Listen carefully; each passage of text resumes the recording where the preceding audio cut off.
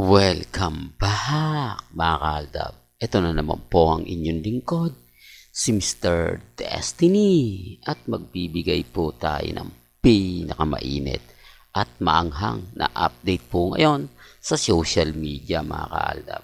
Marami pong nagsasabi na nasa Los Angeles pa lang din po raw itong sina Maine Paul Carson at Congressman Spotted. Base po ito sa social media reports mga kaaldab. Alam nyo naman po si Mr. Destiny, updated na updated. Yung ibang mga armain, wala pa pong update, wala pa rin pong ganap. Pero gaya na sinabi natin, dito po sa channel ni Mr. Destiny, 101% updated po kayo. Well, balikan po natin si Alden Richards. Nakakalungkot nga po, di po ba? Sabi ko nga po sa inyo, ang daming mga komento na masasakit, maanghang. Bakit daw po kapag si Mengay ang nagsasalita o ginagamit niya si Alden, maraming naniniwala, maraming nakakakuha ng simpatya. Di po ba? Real talk to mga kaaldab. Iba po kasi kapag si Mengay daw Iba daw po kasi kapag galing sa kanya. Hindi daw katulad ni Alden. Ang masakit po kasi mga kaaldab, pag nagsabi ka ng totoo, pagdating sa social media, bitter ka. Di po ba? Pag nagsabi ka ng ganito, ganyan, nanggagamit ka, o user ka. Di po ba? Kaya nga po ako nalulungkot na sa mga nangyayari kay Alden. Pero sabi ko nga po, kakaiba po talaga pagka Maine Paul Carson Marami kasi nagsasabi na totoo kay Mengay, hindi daw to plastic. Kumbaga si Alden Richards daw po, plastic, manggagamit. Para kumita lang daw po ang pelikula, gagamitin niya si Mengay. Nire-remind ko lang po, di po ba? Kumbaga, destiny na ba talaga po yung pagkakasabi ni Alden. Tadhana po talaga ang gumagawa ng paraan. Di po ba? Gaya na sinabi ko, wala naman pong karir si Mengay. Wala naman po siyang masasabing nag-trending, nag-viral. Di po ba? Although sabihin natin dapat ang ginagamit niya yung kay Kat. Ayun talaga, may pelikula yon at trending nga po. Gusto nga po raw paabuti ng 100M. Di po ba? Yung 10M, gustong umabot ng 110. Pinupush talaga nila yon. Yun talaga trending at talagang pinag-uusapan. Pero hindi pa po nagkakatotoo yun. Kumbaga, pinapakalat lang po nila.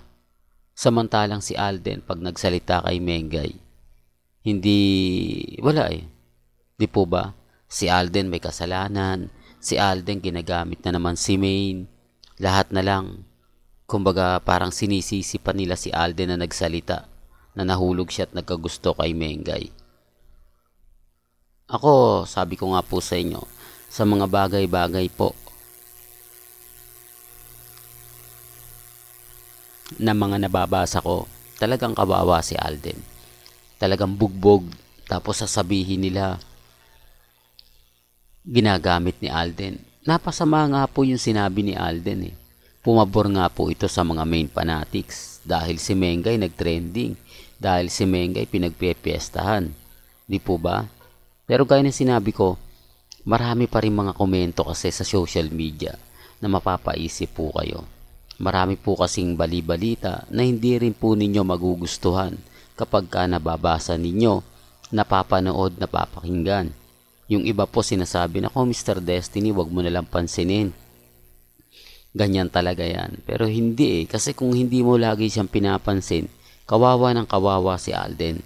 Wala nagtatanggol sa kanya. Hindi po ba? Ang mga Alden fanatics, may mga hidden desire, gusto po yun Gusto na wag nang babanggitin ni Alden yung salitang Maine Paul Carson. Di po ba? Mas pumapabor po yung mga ibang Alden fanatics sa mga sinasabi po ng mga Armain at Maine fanatics para nga po matigil na. Base naman po sa mga nakuha kong impormasyon, sinasadya po talaga ng ilang Alden fanatics na hindi ipagtanggol si Alden. Parang sinasabi nilang, kasalanan mo kasi yan. nananahimik na si Mengay, dapat hindi mo na binanggit. Di po ba? Sari-sari po talagang senaryo yung lumalabas. Sinasabi ko lang po ito para alam po ninyo. Kasi dito po sa channel natin, puro Aldab Nation talaga rito. Lahat ng mga komento pumapabor po sa atin. Gusto ko rin pong malaman ninyo na pagdating po sa social media, sa Facebook, sa Instagram, sa Twitter, kawawa po talaga si Alden. Real talk to mga kaaldab. Kaya nga po ako nalulungkot sa mga naririnig kong hindi maganda. Alam ni Alden na nagkamali na naman ata siya ng sinasabi. Nagkamali na naman siya sa pagbanggit. Kasi ultimo si Boy Abunda hindi nakaligtas eh. Di po ba? Talagang sinasabi ko lang po yung totoo ha. Sinasabi ko lang po ito para po sa kaalaman ng lahat. Hindi ko naman po ito gusto. Pero kailangan malaman po ninyo. Kailangan din pong malaman ng mga sambayan ng kumbaga kung gaano po talaga kalupit nila kay Alden Richards. Di po ba? Samantalang si Mengay, wala po kasi silang update. Ganito lang yung mga pinopost nila na nagsasabing nasa US daw po, nasa Los Angeles si Mengay, ganito ganyan. Ito lang yung ano nila tapos wala na. Di po ba? Balik na sila kay Alden. Si Alden naman po ngayon binubugbog talaga. Di po ba? Respeto na lang po kay Boy Abunda. Po ba na siguro sa susunod mag-iisip na rin siya ng sasabihin o itatanong. Siguro hindi lahat ng tanong po pwede niya nang itanong. Di po ba? Kasi nabash siya eh. Grabe talaga yung pambabas kay Boy Abunda. Di po ba? Kaya nga po ito yung mga bagay-bagay na gusto nating ipaalam sa inyo o gusto kong ipaalam sa inyo na hindi porket nagsalita si Alden papabor na po sa Aldab at talagang mananalo yung Aldab. Ang consequence nito, masaya po ang Aldab Nation. Malungkot naman si Alden. Di po ba? Bakit Mr. Destiny? Ang dami kasi nang babas po sa kanya. Hindi ko nga alam o hinihintay ko na lang yung post ni Daddy Bay eh. Pero wala eh. Wala po talaga. Sa bagay, normal lang po na maraming baser si Alden. Kasi yung mga Katnils, makisawsaw sigurado rito. Di po ba? Hindi naman to puputok ng gusto. Yung mga pambabas kay Alden kung Armain lang at main fanatic. Sabi ko nga po sa inyo, yung Armain, wala na yan eh. Mabibilang mo na lang yan eh. Di po ba? Eh yung main fanatics talagang gigil yan. Eh, kumbaga gustong gusto kasi nila yung may update sila eh. Gustong gusto po nila yung maging trending lagi sila para lumabas si Mengay. Ang problema si Ibyang yung lumabas eh. Di po ba? Real mga kaldab. Kaya may kanya-kanya tayong pananaw. May kanya-kanya po tayong opinion ha.